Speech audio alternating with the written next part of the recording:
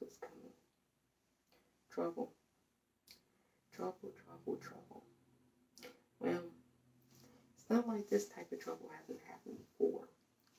But the only difference is, well, we're reliving it. We're having to discover it again. And boy, is it trouble. Well, all the colts are out. It's colt season. And they all have their horse in the race. And some of the horses, well, I'm just saying, couldn't you pick better horses? You know, it's colt season. And all the horses are at the starting line. Now, some of the horses at the starting line, well, you know, they're a lot less desirable than others.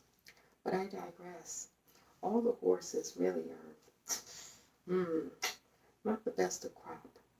You know, this is a result of us. This is a failure on our part, all of our part. And the reason we have these horses racing for us, so to speak, is because, well, we kind of picked them. We kind of said, that's our horse. Put money on it. We said that that's the best horse in the race. That's the best we could do. And you know, when we think about it, is that really true? You gotta go, nah, it's not true. But we don't want to go, nah, it's not true. We want to keep saying, yeah, it's the best we can do. You know, it's lousy.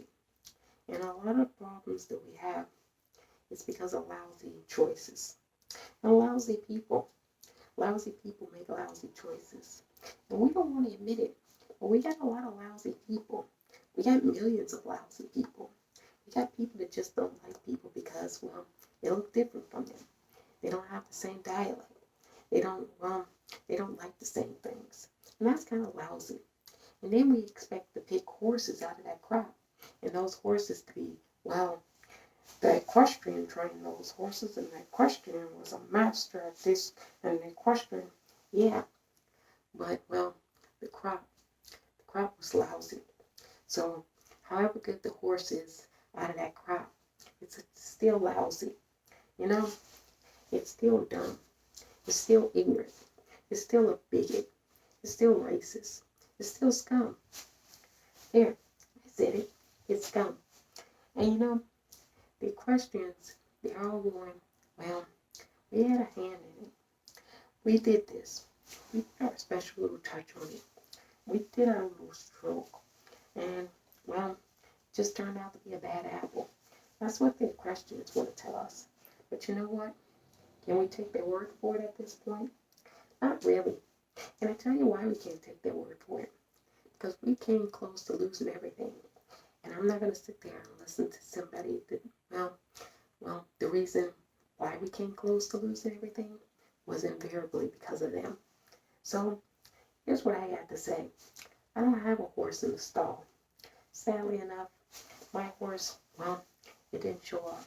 It was a little pony, very tiny little pony. It didn't show up. So I'm coming as the replacement. Look here. You know what? Everybody's got their horse in the race. I don't have a horse in the race. I had a little pony. It didn't show up. So I'm coming as the replacement. Now, here's how this is going to work. The horses are going to get in this line. They're all going to be at the same starting point. No horse is going to have a shooting start before the other horses do.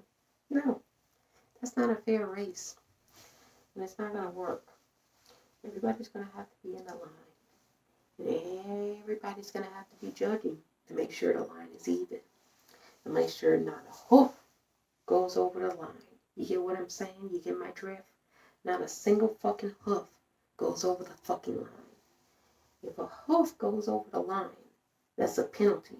And that horse has to go back a step behind every other horse. Well, you don't like the rules. That's how I play. Now, if all the horses stay in the line, you have no problem, do we? You know, this is fair. This is tangible. This is how you play games. I'm not sure how you guys play games, but this is how you play games. There's an on and an off button. You turn it on, the program loads. It starts. You get in your position. The brain gets to working. Stays nimble. You ought to play more video games. That's how your mind stays fresh. That's how you stay engaged. You know, this is fair. And now, your horses, your representation. Now you got to decide if you want that horse, if you want that calf. Now you got to really think, is it the best horse to go up against all the rest of the horses? Now you got to sit and ponder like a wise old purple people's owl does. You know why? Because you only get one horse. And if your horse loses, well, your horse lost. And you picked it. Now, there's a lot of money on this horse race. Everybody is jockeying for position. But all the horses have to stay in the line. And I think all the horses will stay in the line. And you know what? When it's all said and done, the race is over with, I think all the horses are going to be winners. You know why I think that? Because it's not really a race. It's a contest. It's a contest of attrition. It's a contest of mental attrition.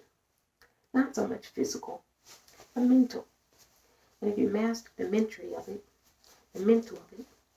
then, well, you've mastered the race. You know, this is not a race. This is a competition. It should be a healthy competition. So, on your marks, get set, and go. But go slow.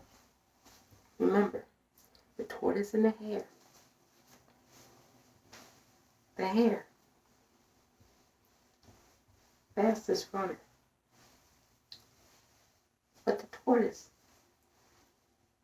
the slowest, mosiest, oldest, grimiest, greeniest, scaredest, shyest creature.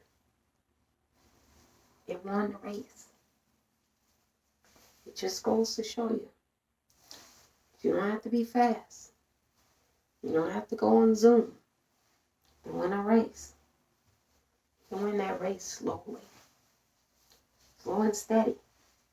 Like that tortoise won the race. Now, I'm not a tortoise. I'm an owl. I don't race. I just watch. I'll be watching closely. See if any of you fuckers cross the line. If you cross the line, you're going to see the owl. And baby, you don't want to see the owl. Not the owl. No, there's the nice owl. You don't want to see the owl. No. Yeah.